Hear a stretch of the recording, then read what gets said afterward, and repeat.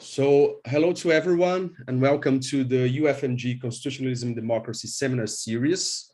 The seminars are an initiative of the Graduate Program in Law of the Federal University of Minas Gerais, the Digital Council UFMG. So hello to everyone and welcome to the UFMG Constitutionalism Democracy. And also of the support, with the support of the UFMG Study Center on Transitional Justice, the UFMG GNet Research Group, the UFMG Center on Transnational and Comparative Juridical Studies, the Net Chapter Brazil, the Graduate Program in Law of the Federal University of the Semi-Arid, the Graduate Program in Law of the Federal University of Uberlândia, the University of Brasília, and the Brazilian Association of Political Philosophy and Constitutional Law. Although the results of the presidential elections in the United States indicated a point of constitutional resilience, the worldwide trend on democratic and constitutional erosion is still in place. Against this background, the UFMG Seminar Series on Constitutionalism and Democracy aim to create an online forum of topical, vivid, and interactive academic debate. This series of events provide opportunity for distinguished, emerging, and early career scholars to discuss, from the perspective of comparative constitutional analysis, the main concerns and challenges affecting the current constitutional jurisdictions around the world. In this episode, we'll have the honor to host, as a keynote speaker, Professor Eduardo Celeste. This is a special episode because this is the final episode of this season. And then to count on Professor Celeste will be an honor to all of us. Professor Celeste is an assistant professor of law, technology, and innovation at the School of Law and Government of the Dublin City University.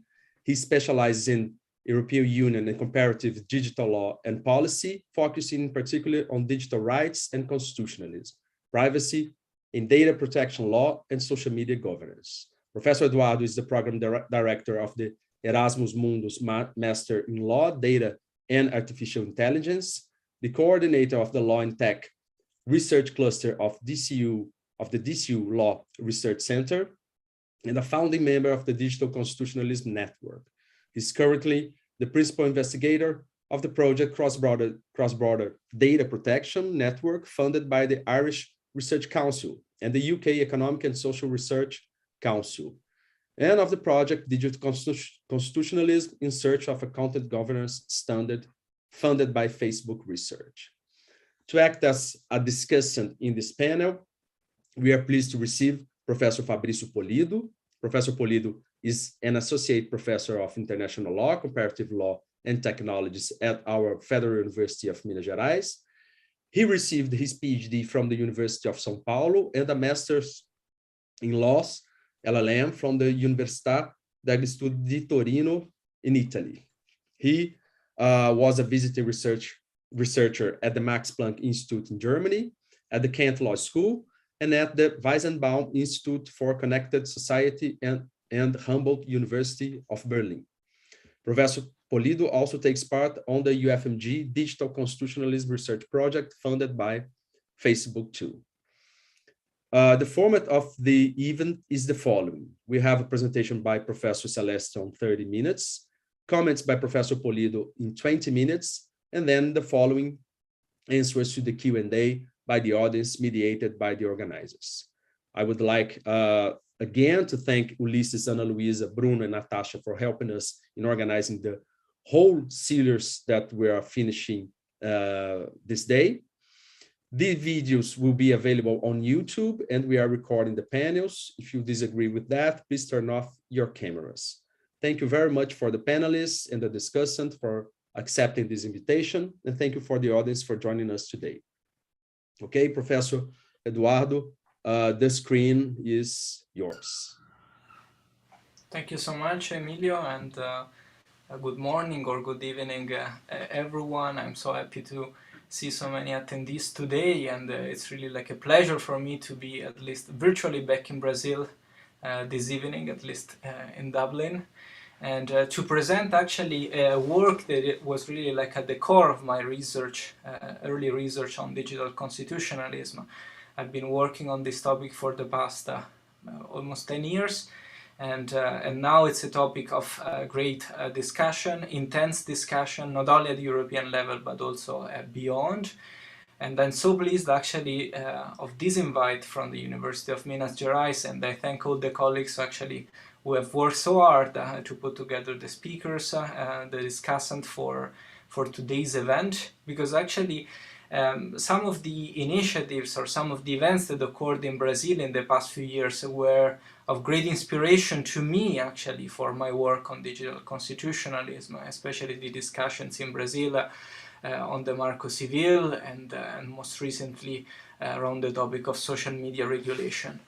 But today I've only 30 minutes and I hope to be on time and leave sufficient time to my colleague Fabrício actually to comment on my presentation for the Q&As. So without further ado, I would like to share my screen and start my presentation on today the role of internet bills of rights. I hope that you can all see my slides correctly. So I would like you for some seconds to bring you in Europe because at the beginning of January the European Commission actually announced finally its intention to publish to adopt a declaration of digital rights and principles.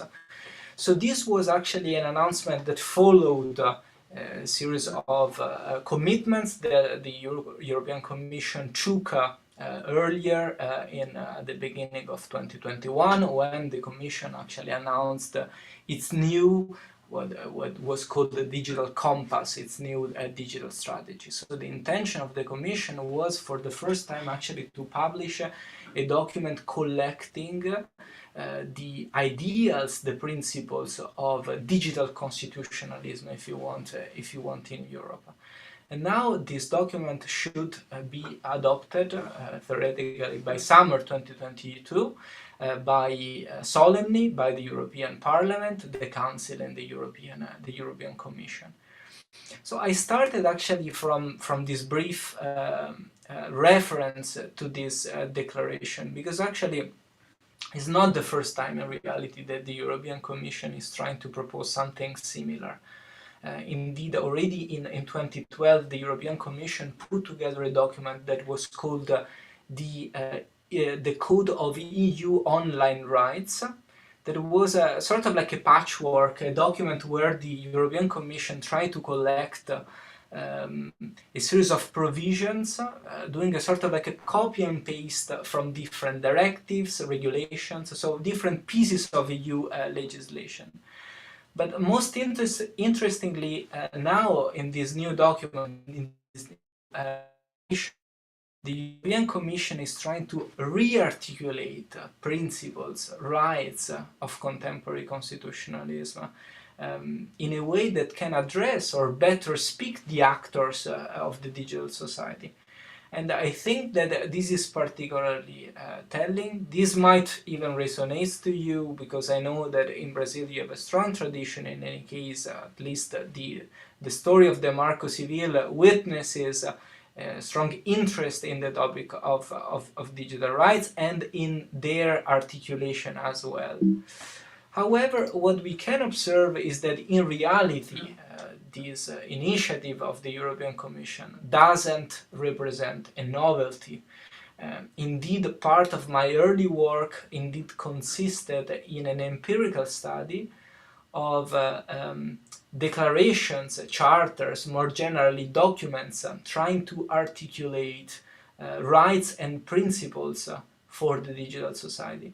And they tried actually to build a dataset that today has been complemented with dataset actually compiled by other researchers from other disciplines, political science, communication studies, and you can find it on the website digitalconstitutionalism.org.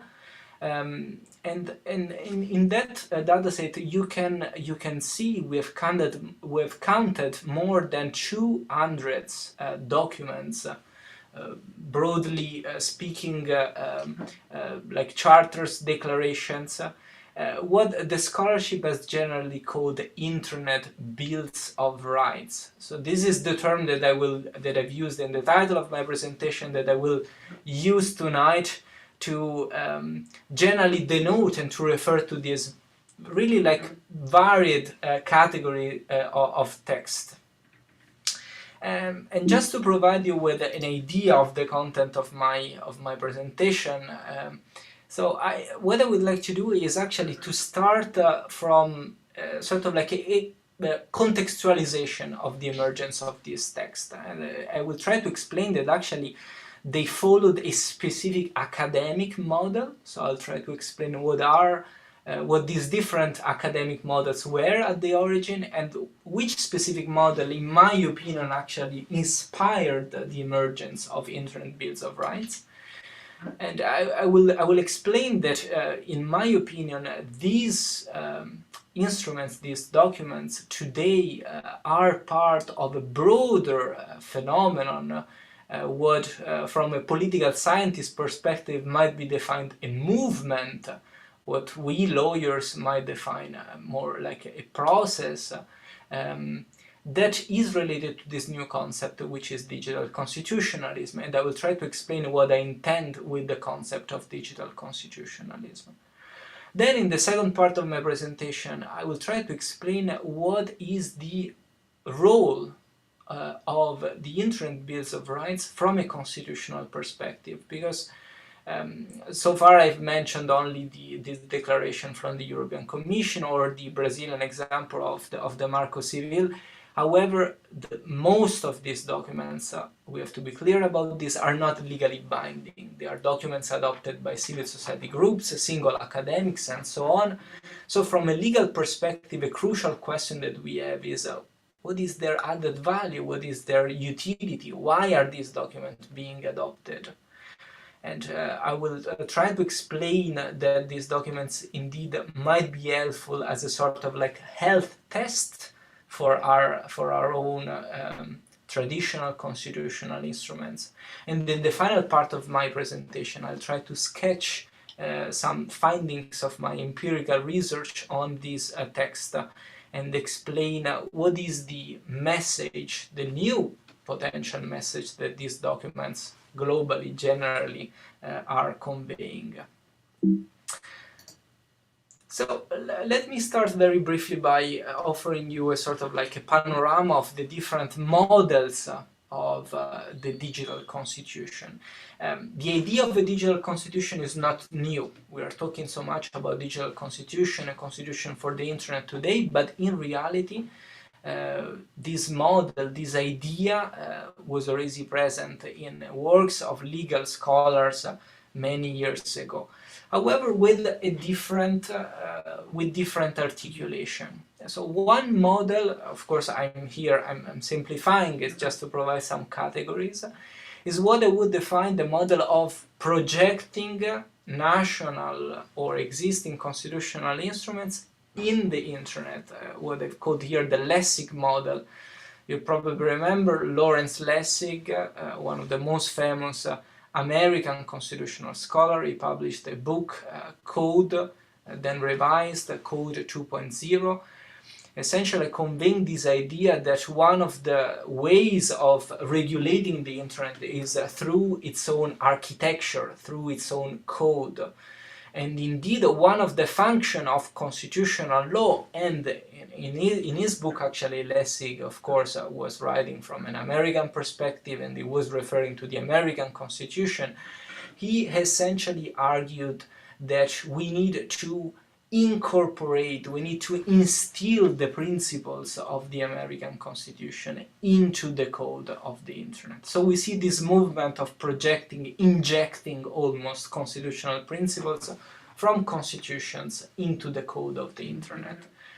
Well, a different model is the model that a German legal scholar, legal theorist and sociologist Gunther Taubner proposed, the model of the constitutions of the internet.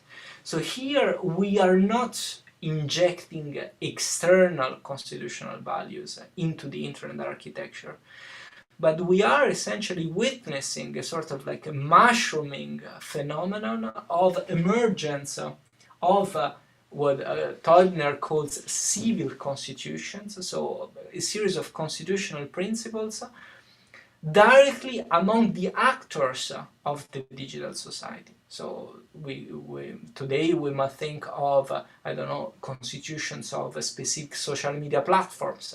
We might talk of a constitution of Facebook, for instance, that is emerging as a sort of like a autonomous normative order.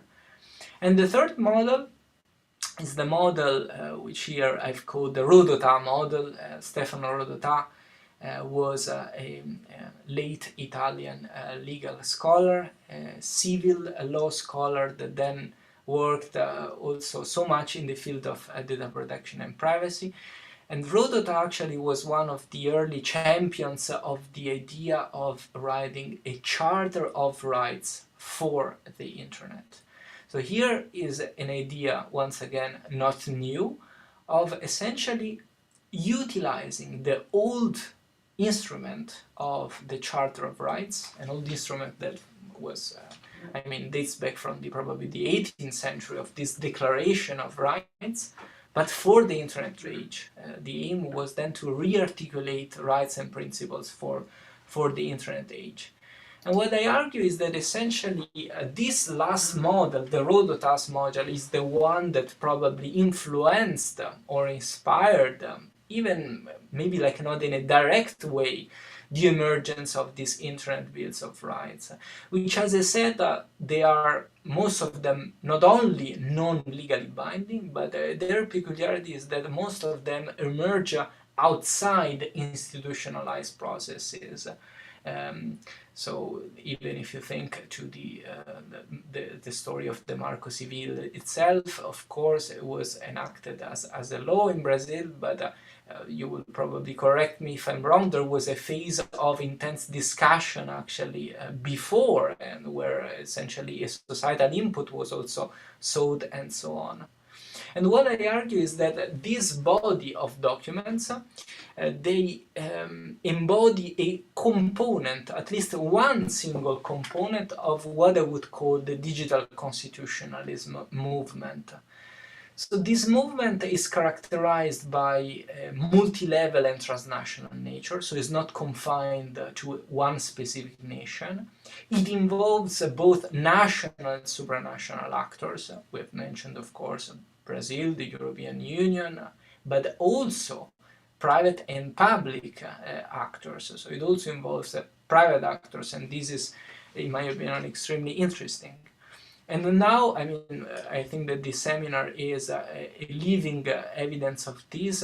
Now also includes a growing academic research agenda on digital constitutionalism. There are many colleagues working on this topic, even from various disciplinary perspectives.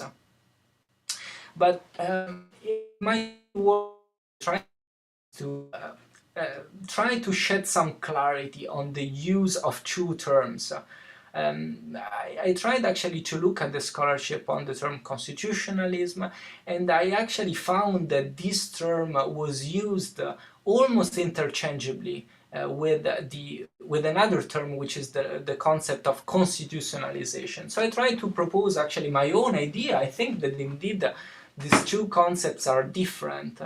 So while we have digital constitutionalism, which is a sort of like ideology, a set of ideals and principles that aim to establish and guarantee the existence of a normative framework for the protection of fundamental rights and the balancing of power in the digital environment. So in short, it's a sort of like a body of principle that aims to perpetuate the values of contemporary constitutionalism. Well, these values and principles are then those which in turn permeate, guide, inform what we can call a process of constitutionalization, which is a process of production of a series of normative counteractions. And these counteractions, in my opinion, emerge as a sort of like let's say, result or effect to a series of alterations that are occurring in the constitutional, ecosystem, an ecosystem that is actually currently under struggle to face the challenges of the digital revolution. However, and I would like to stress this point because to me it's extremely important, I do not draw an equation between digital constitutionalism and one specific counteraction. Indeed, in my opinion, there are a plurality of normative counteractions, among which the Internet Bills of Rights are only one of these examples. To me, they were particularly interested, but at the moment we can see there are other colleagues who are studying other of these counteractions. And the peculiarity of the digital environment, since this environment is global, is transnational, of course these counteractions not only emerge at national level. So we don't have only to expect, for example, I don't know, amendments to national constitution or new ordinary law. Of course, these instruments do emerge and they do continue to emerge because they regulate our own legal frameworks. However, there are also counteractions that emerge beyond the state, and these, in my opinion, are extremely interesting because they can actually work as a sort of like alarm sign for us. This is my main point in relation to the Internet Bills of Rights, because they can highlight points, potential failures of traditional constitutional instruments, where traditional constitutional instruments do not struggle to reach, for example, in the case of private actors, I think is quite apparent, then we have this new mechanism that emerge. And today, in the remaining minutes that I have, I would like to briefly tell you what is my idea about the role of one specific normative counteraction, which is the emergence of Internet Bills of Rights. So let me start by making one preliminary observation. I don't know. I have the impression that in South America you have more flexibility in terms of your of constitutional law. I always admire and I always follow with interest actually constitutional amendments or adoption of new constitutions in countries in South America. But at least in Europe, when we talk of constitution, we think of documents set in stone. When you speak with a European constitutional lawyer about amending the constitution, they really they shake their heads and they say no, we won't amend our constitution at all. But however, I think I take a rather different stance on this, because I think that eventually constitutional norms are the fruit of a society, societal needs. Here in this slide I've reported this quote from Philip Allott, who defines constitutions are the fruit of a society's contemplation of itself in time and space. In short, what I argue is that constitutions are historical products. There is a link between the constitutional dimension and the societal dimension. And of course, this link is valid insofar as it can continue actually to be a sort of like communication between a society and constitutional norms.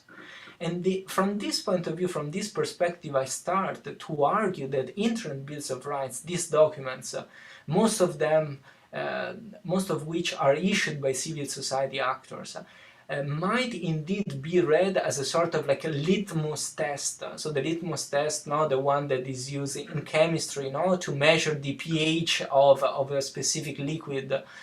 So it's a sort of like health test, if you want to simplify. So where Internet Bills of Rights propose new norms might be interpreted as the areas where existing constitutional norms are struggling to face the challenges of the digital revolution.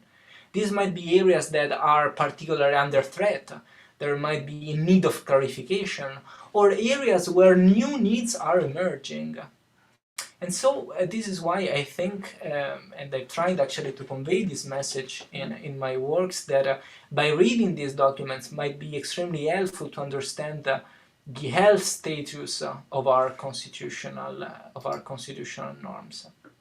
And I think that Internet Bills of Rights are particularly interesting because in contrast to traditional constitutional instruments which are caged within specified institutionalized process, Internet Bills of Rights are free from the constraints of institutional processes. They are adopted by civil society. They don't have to respect specific forms or procedures. This might be, of course, like an advantage and a disadvantage at the same time.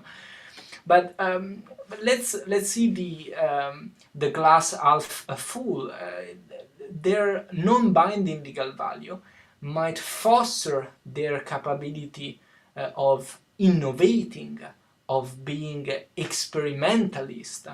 They can then better foster the discussion on digital rights and principles.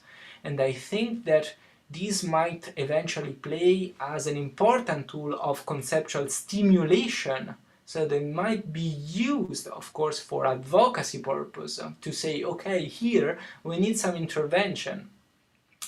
And one of their peculiarities is that they use a specific language, and this is extremely interesting to highlight because they use the same language of constitutional documents, what they call the lingua franca of constitutions, sort of like a constitutional tone. Of course, these documents do not have at all a constitutional legal value. Nevertheless, interestingly, they adopt a constitutional tone. But let me now progress towards the conclusion of my presentation by presenting what is the message of these documents. So what I tried to do actually in my research was to collect all these documents and analyze them globally, generally, taking all together. And what I was particularly interested was trying to discover whether they are proposing anything new. Of course, it's very hard to say what is new and what is not new. It's really almost impossible to draw like rigid boundaries between the two.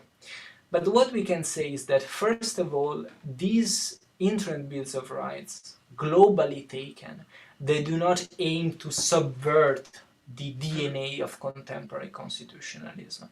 Digital constitutionalism, and I would like to reiterate this point 100 times, is not a new type of constitutionalism. It's not a revolution of contemporary constitutionalism, but it is an evolution of contemporary constitutionalism. It's contemporary constitutionalism 2.0, if you want. It's an attempt to translate, to perpetuate the DNA, the core principles of contemporary constitutionalism in the new context of the digital society. So what these documents do in essence, sometimes they simply reiterate existing principles in the online context. They say, well, the same principles that we had and were valid offline are also valid online. So let's think of the constitutional instruments does not refer to a specific medium, does not refer to a specific technology. So it's quite easy for these documents to say, of course, freedom of expression is also a principle that we want to preserve in the digital society. Other principles, however, there is a more articulated and more complex exercise, intellectual exercise that have to be done.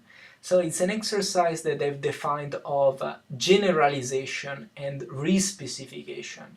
So here it's a process of re-articulation. We take one principle and we generalize, so we try to find the sort of like the quintessence of that principle, and we try actually to re-articulate that principle in the context of the digital society. So let me make one example. There is the principle generally of non-discrimination, so which is of course is one of the corollary of the principle of equality before the law. Now, if we generalize this principle and we re-specify it in the context of the digital society, these Internet Bills of Rights re-articulate this principle in the form of, for instance, the principle of net neutrality. Net neutrality is not a sort of like a novelty, it's not a new constitutional principle. It might be intended as a sort of like a corollary or something that derives from this generalization and re-specification process, in my opinion. So we're still within the boundaries of what was still existing.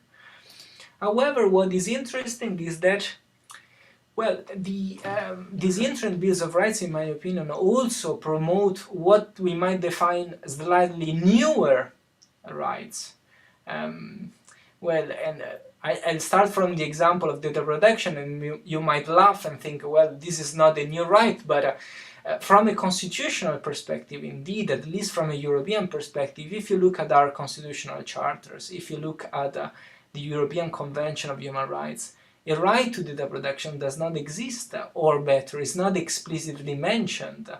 While here in these documents we see, of course, explicitly mentioned an autonomous right to the data protection, which of course historically probably derived from the right to privacy, but now it's projected in an autonomous way, in an independent way, to protect the digital self more broadly and not only the intimate private sphere of individuals. And at its turn, actually, this new right, in my opinion, is producing new corollaries and other rights. Second example that I would make is a right to e-democracy. So we see a series of principles emerging, such as the right to access to electronic communication, access to online public services, right to open data and so on, and even more now after the COVID-19 pandemic. And I think that this right is crucial in the digital age because it's not only a tool of transparency, but is also empowering people, is giving people more possibility to be involved in the democratic life of their countries. And also, I have to recognize, is a new mechanism to balance power between state and individuals, of course. And interestingly, a right that, in my opinion, is relatively new and is advanced by Internet Bills of Rights is a right to access the or that Internet. So it's not a right to Internet access per se.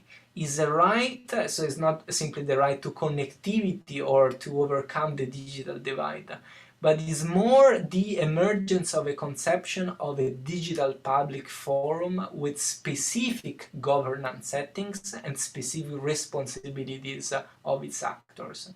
We not only want to access the internet as is, but we want to access a specific internet which is fair, which is democratic, which is multi-stakeholder, and so on. And I think this is something particularly interesting. To conclude, Internet Bills of Rights, in my opinion, can be read as a sort of alarm sign for our constitutional text.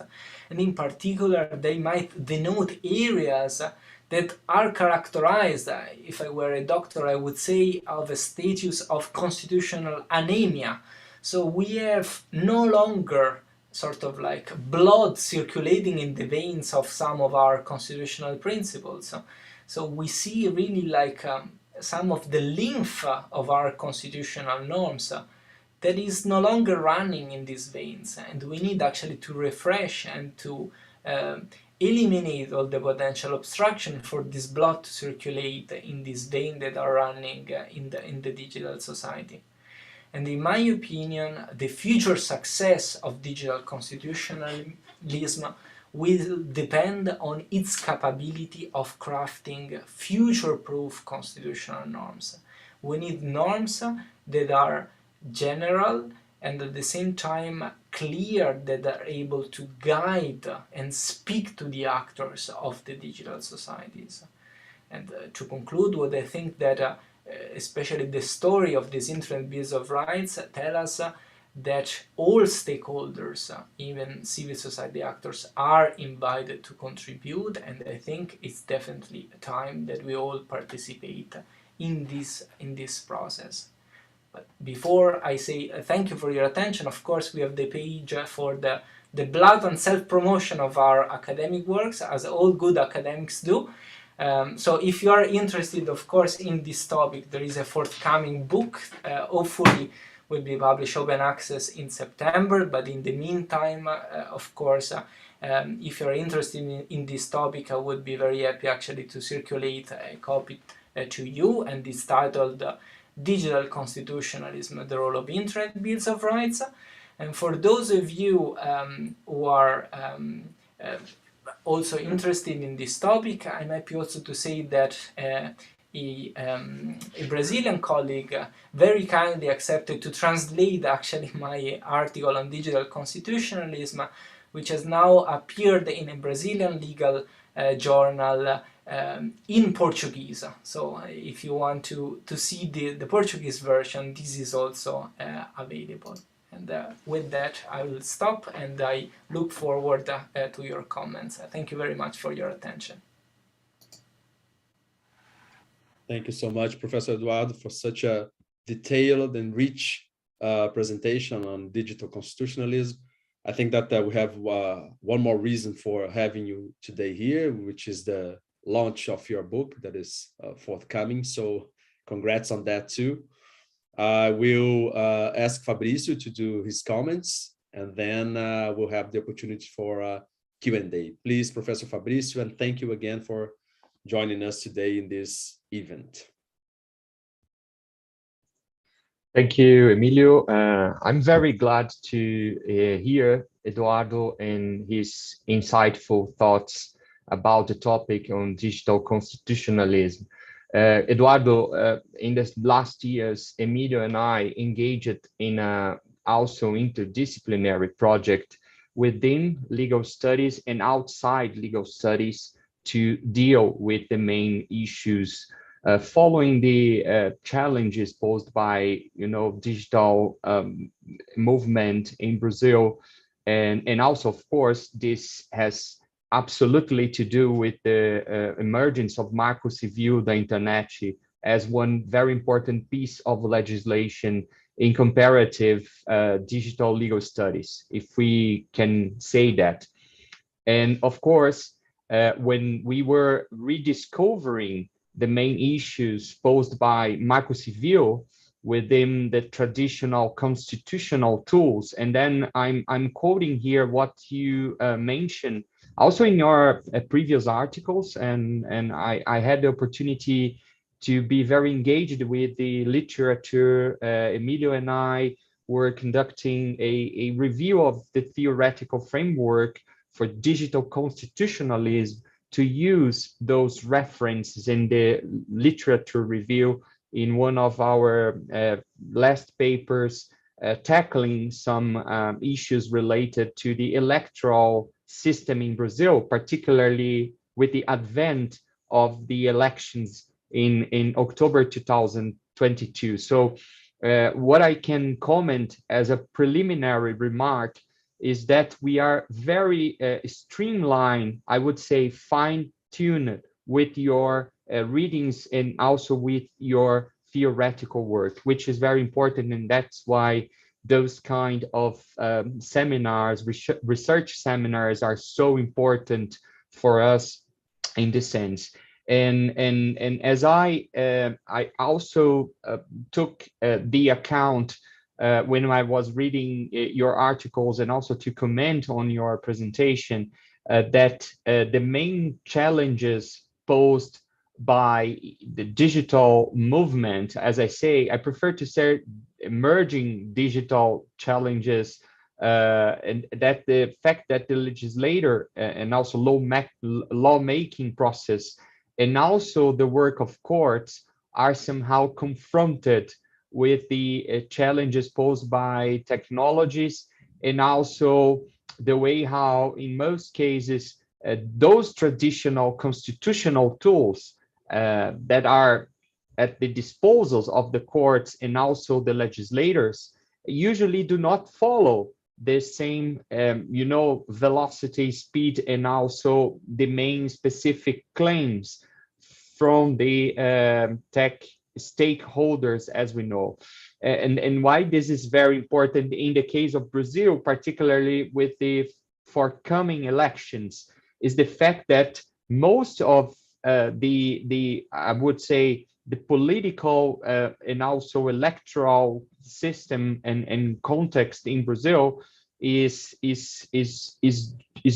duly overcharged by the way how the internet uses in Brazil are evolving to this system, very selective, somehow discriminatory, related to the what also you mentioned in your article, Eduardo, about the social media exclusions.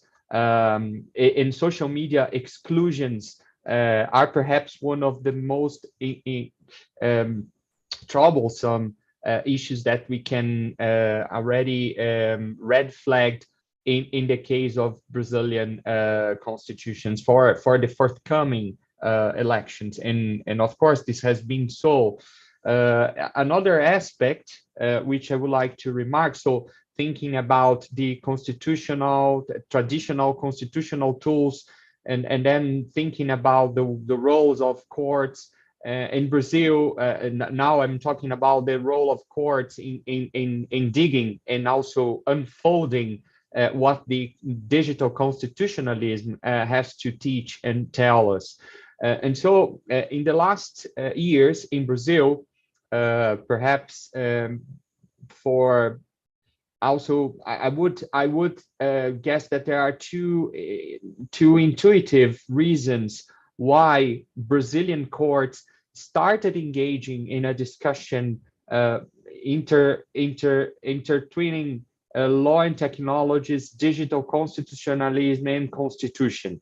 And this has to do with the challenges also posed to the enforcement of Marco Civil, the internet, and its interplay with Brazilian constitution and also international treaties to which Brazil is a signatory, and which also have different status within the constitutional legal system in Brazil, according to the case law of the Supreme Court. So basically those intuitive reasons why the courts started engaging this exercise, and also some of papers were published also, including by a prominent judge sitting at the Supreme Court, Professor Gilmar Mendes, which also signalized that the court's judicial review of legislation as the Internet Civil Framework, Marco Civil da Internet, is an opportunity for the courts in Brazil to undertake such judicial review over the legislation, and also the concrete cases where there is a possibility for the courts to better understand the horizontal effects of fundamental rights and the internet. This has to do with the influence of the horizontal effects of fundamental rights within the Brazilian constitutional scholarship, but more than that, within the Brazilian case law of the Supreme Court, and also a proposal for the re-territorialization phenomenon of the internet. Of course, this article of Judge Gilmar Mendes did not get into the discussion on non-state law beyond the state, as you proposed in your excellent chart, splitting the possibilities of having constitutional digital counteraction or normative responses to the digital constitutionalism. And also, this is probably one of the main challenges also for, I would say, concrete issues for the judges in Brazil dealing with the richness and also the completude and incompletude of such international non-binding instruments or transnational legal sources, which are very important and pervasive in the field of governing technologies, as we know. So this is something that the digital constitutionalism movement captured in a very clever and also cautious way. And this is also very remarkable of the work which I would say derivates or emerges from several other scholars who are now devoted in discussing issues on digital constitutionalism. I have a final remark, and then I put to Emilio for some comments.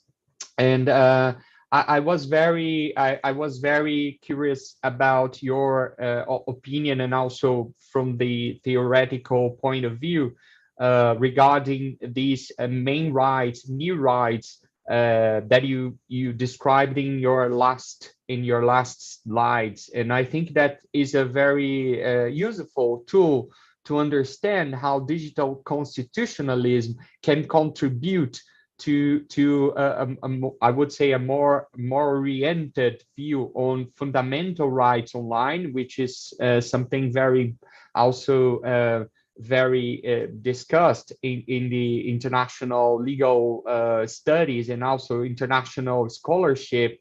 And I was very glad to see that the discussion on rights to rights to access to the internet and to internet as one emerging field also for discussion.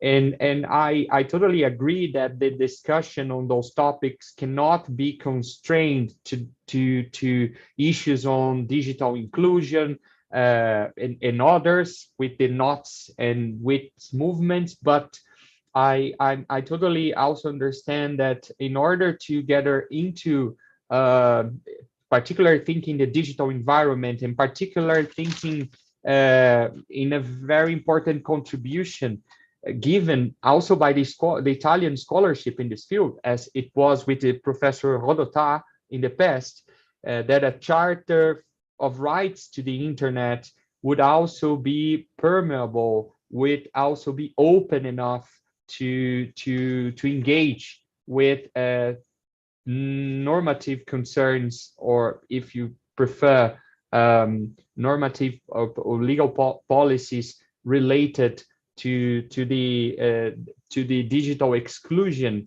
which is also promoted by the use, I would say, the irreparable use of social media and digital tools in the stage we are in the use of internet.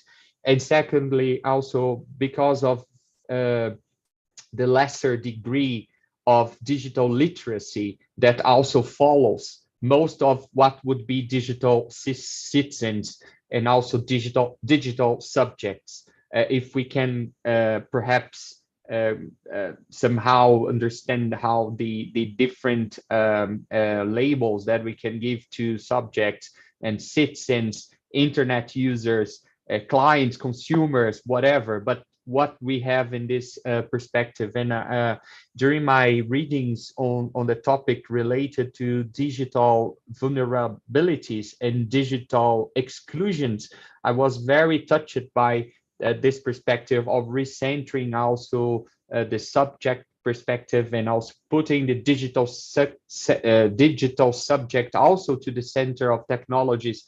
And that's why the fundamental right to data protection has become something really in Brazil. The last constitutional amendment was enacted just to introduce within the list of fundamental rights in Brazil, the fundamental right to data protection, which was also a very noisy movement from the proponents, but both sides, not only from the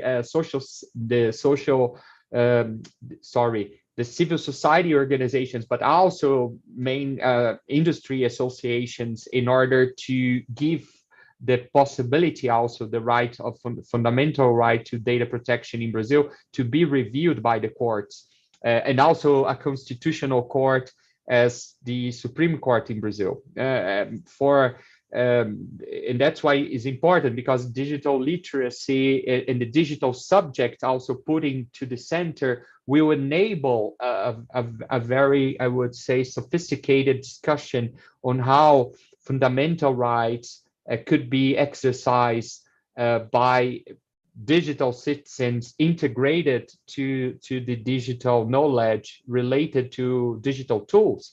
which is something very important in the way to promote this second approach that could be also linked to this aspect. And I totally agree that the issue is not about the access to IT facilities or digital inclusion as such, but still the contra reaction could come with the ambiguities and also the exclusions in the way how digital subjects could be marginalized in the system where, you know, digital constitutionalism could be very sensible and also caring about getting those issues also covered. Yeah, this is something I would tell. And of course, you named those three set of new rights: the e-democracy, the right data protection, and also the right to access to the internet. And of course, when we unfold those categories of rights under a dogmatic legal perspective, we also are able to give it back the contra reaction and counter narratives related to potential digital constitutional reading and approach to those legal categories. And that's why I think this exercise also that you proposed in your last article, and I'm just quoting the one that you published in 2000, not last, but last that I read, the digital punishment, social media exclusion and constitutionalizing role of national courts. And your exercise in digging the case law in United States and German law, also for Brazilian community, is very important for one reason.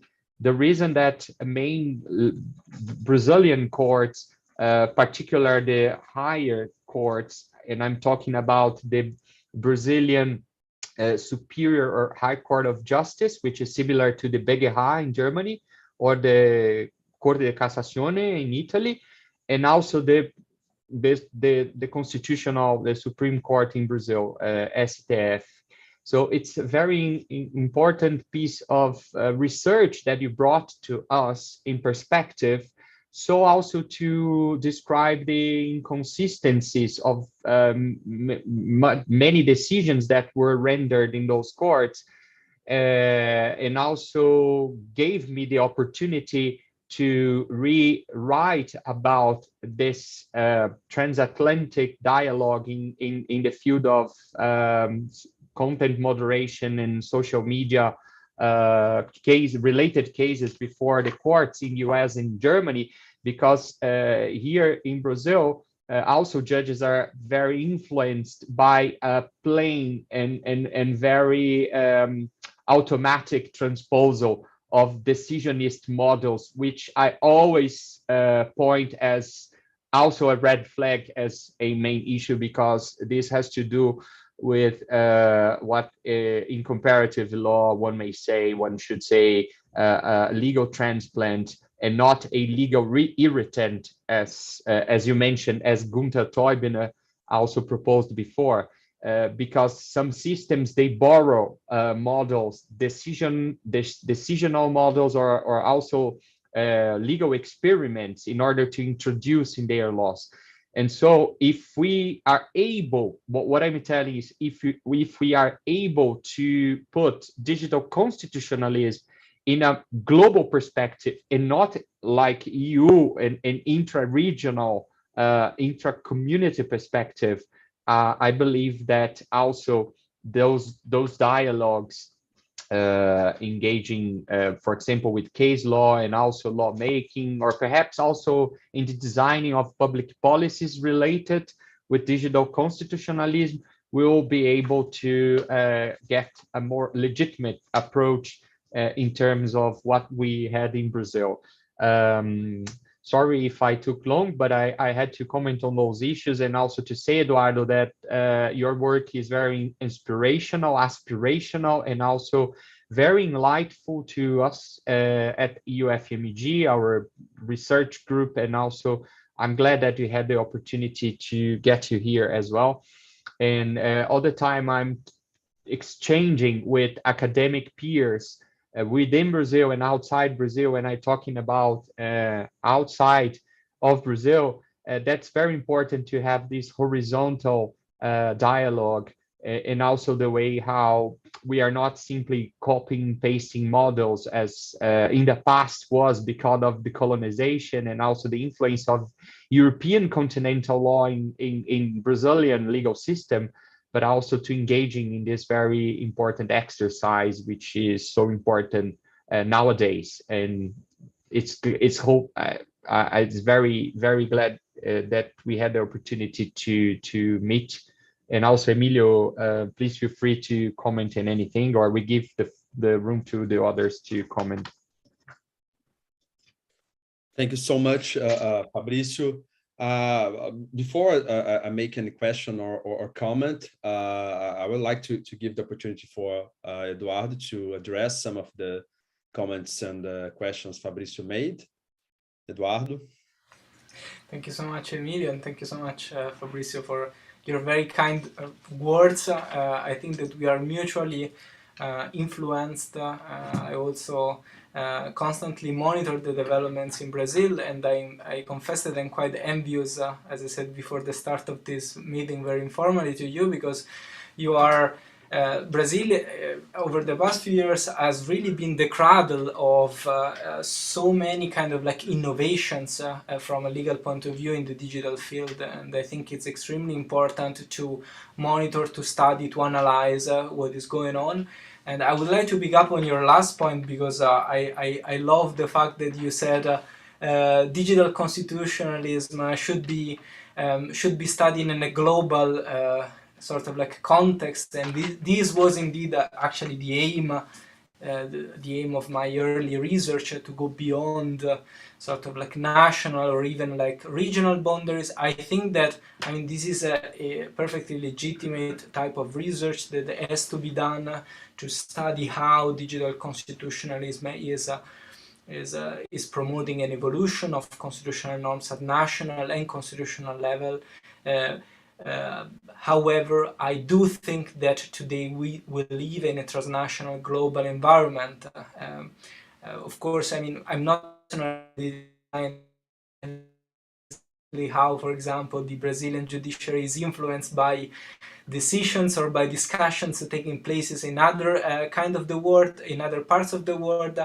But nevertheless, I'm pretty much sure, I mean, there's this kind of influence, of course, takes place, and vice versa. I think that the judges in the European Union and in national courts here are influenced by evolutions that are taking places in other parts of the world, as it was the case. For example, we learned so much from the Marco Civil d'Internet in Europe, and I think that this is a model, and then just to conclude, and then I would like to give the opportunity to others to also to ask questions.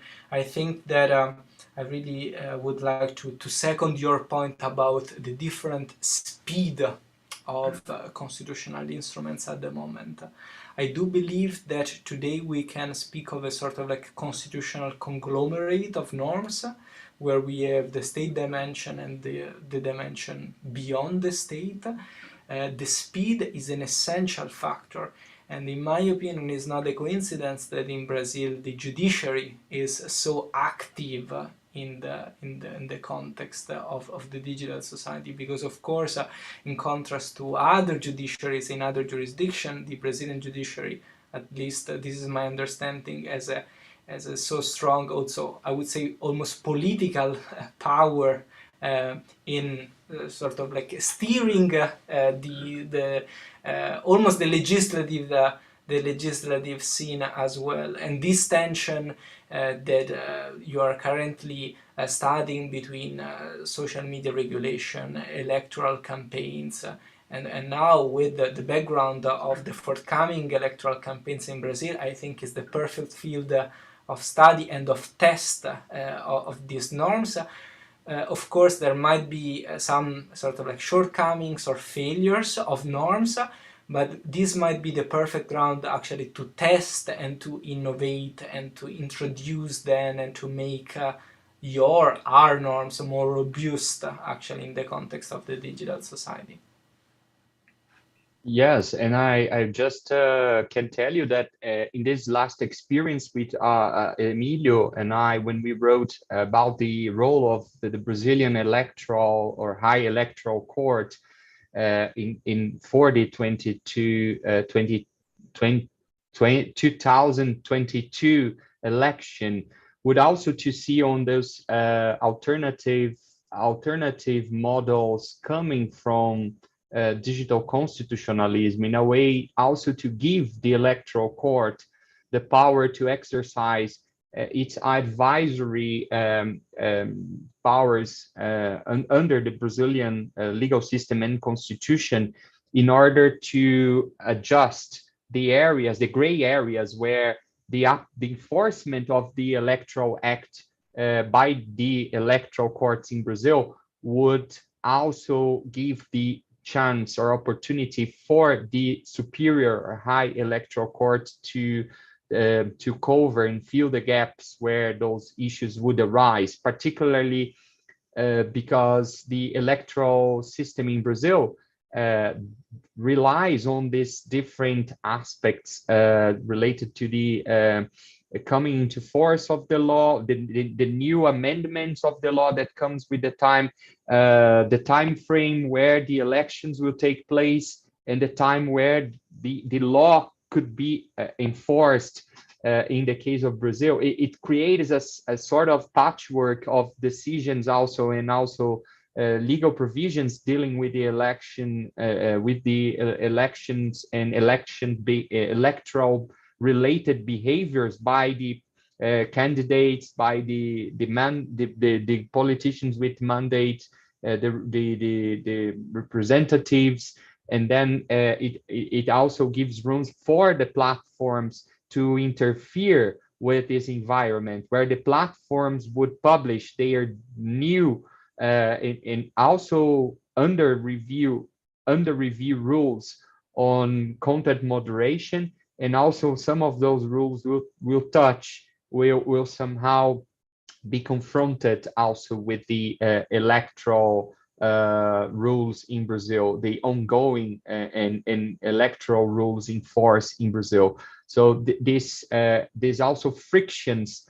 between the electoral legal system in Brazil and the platforms, the policies on content moderation, for example, are very interesting. Is a very rich laboratory for legal experiments as we do. So just to give you a short explanation why this thing also came about, and why Emilio and I were working on those topics.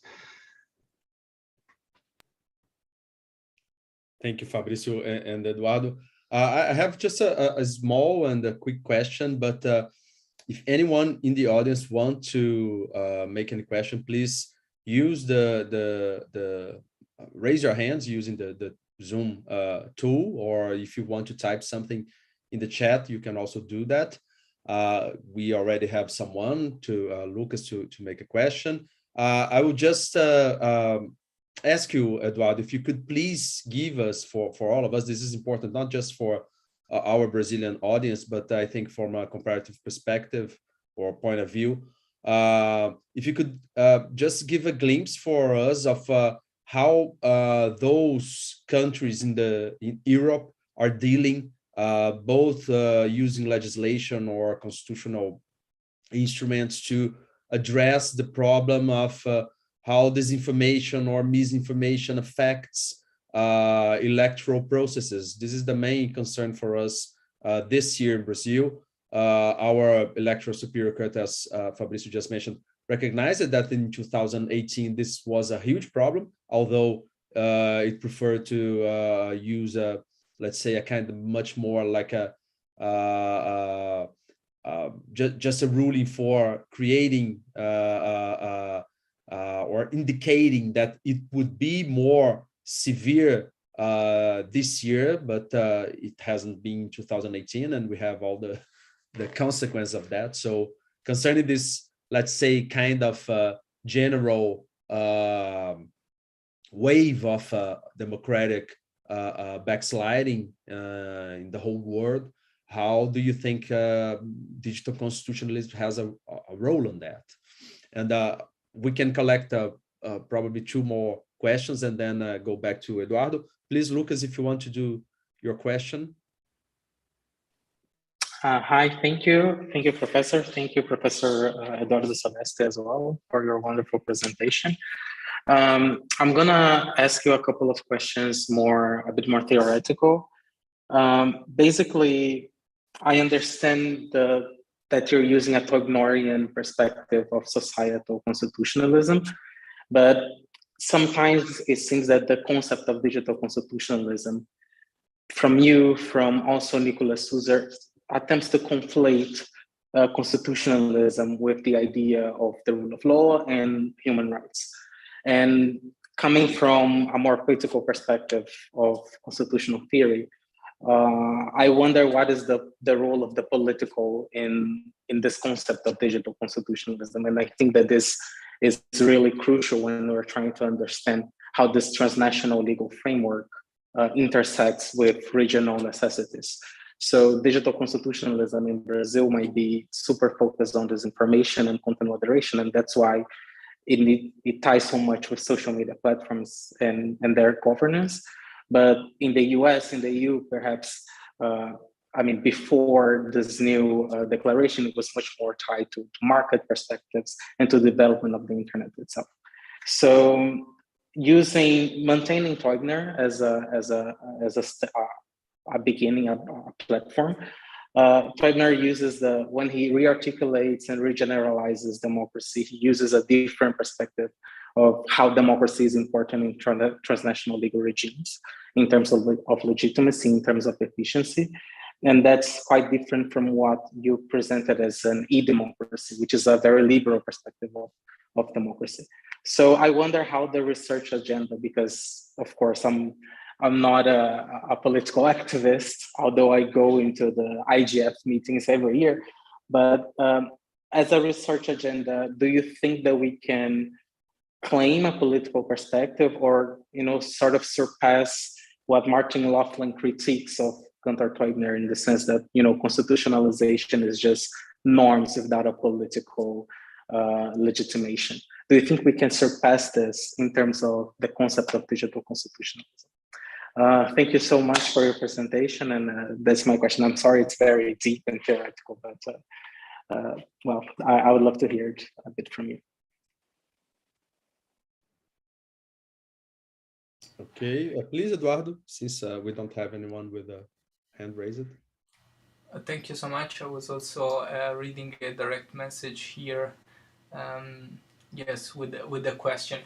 So I'll try actually to address all your question in one answer, because I think that they are linked, because you mentioned the political dimension. Of course, one of the most crucial debates at the moment is about the regulation of times of electoral campaigns, so it intersects with the regulation of misinformation and disinformation, in particular in this context.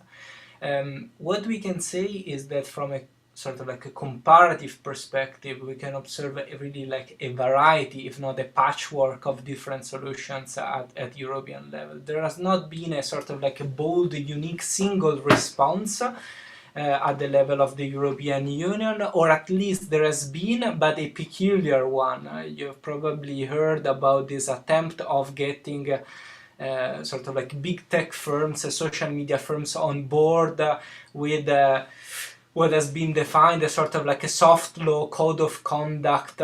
So there is still the utopia in Europe of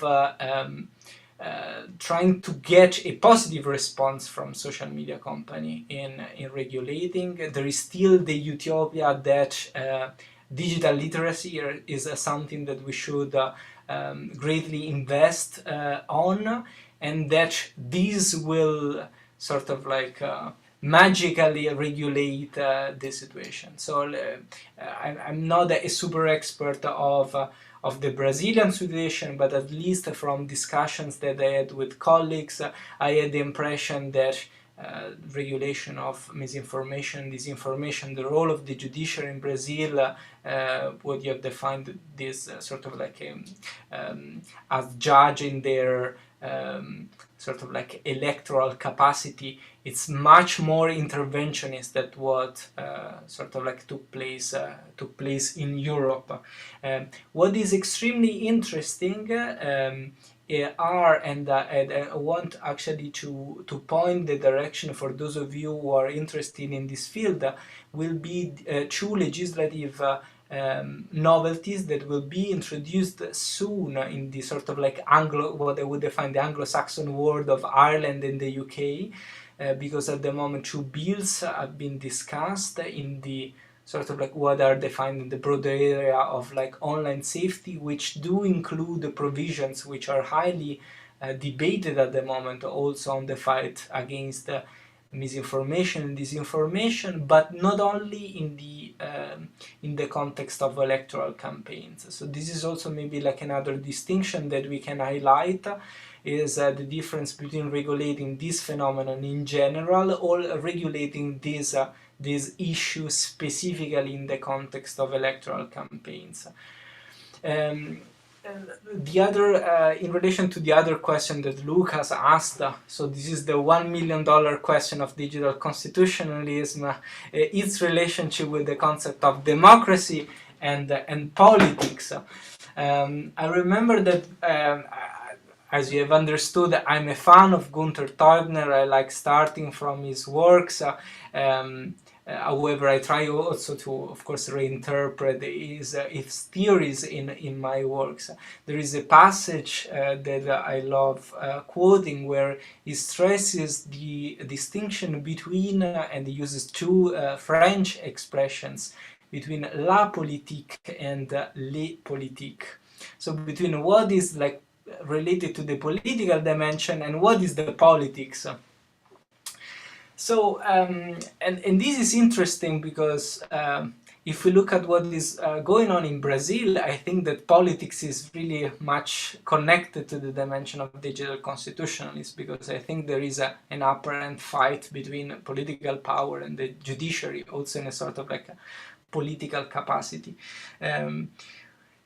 If I have to answer your question from the point of view of what is political, in the sense that what is connected to the concept of democracy and especially democratic legitimacy, well, this is one of the major critiques of digital constitutionalism and especially of internet bills of rights.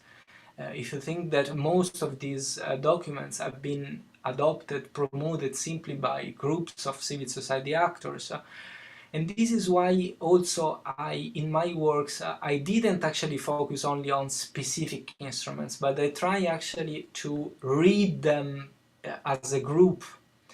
And I think the democratic value of these instruments can only be derived if we interpret them as a sort of like a collective voice, as one of the additional voices. Of course, their single individual democratic legitimacy can be debated, it's not present at all. But I think that as a collective voice, this is an extremely interesting set of documents to study. It's a voice, if you want, and I would like to close with this, it might be the voice that is not heard in the political context. It might be a voice, so you mentioned your attendance to the IGF. I've attended several IGFs myself, and sometimes I had the impression that so many voices are expressed, but that are those who cannot access political institutions. And vice versa, sometimes the critique that one can move to the IGF is that sometimes political institutions are not attending and are not hearing what these voices are telling. So if I have to project then this point in the future, this is why at the end of my presentation I stressed the importance of reminding that all stakeholders must be involved. And this is also in relation to the point that I was previously discussing in response to Fabricio's point. I think it's extremely important to think of this process of constitutionalization as a multi-level one. We don't have to neglect some voices, we don't have to privilege some voices. It's always important to take a vision of overview, to understand all the various and to hear all the various voices of this simultaneous conversation. Thank you. Thank you so much, Eduardo. Again, we have another opportunity for maybe 1 or 2 questions. I don't know if anyone else wants to do a comment or a question. No? Okay, so thank you again, Professor Eduardo. Thank you, Fabrício, our colleague here. Thanks for all the audience that joined us today. This was a very special occasion. This was the last event of our UFMG seminar series on constitutionalism and democracy. And I think that we ended in one of the best forms that we could do. It was a very good event. Thank you so much for joining us. Please stay tuned. In the future, we can have another seminars, but also have a look at the other seminars that are already available on YouTube.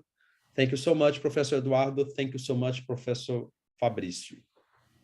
It was my pleasure. Thank you so much for the invite once again, and I look forward to continue collaborating with you. Thank you. Yeah, thank you, Eduardo. Hope to see you soon, and also in Belo Horizonte, hopefully sometime. Hopefully soon. Okay, yes.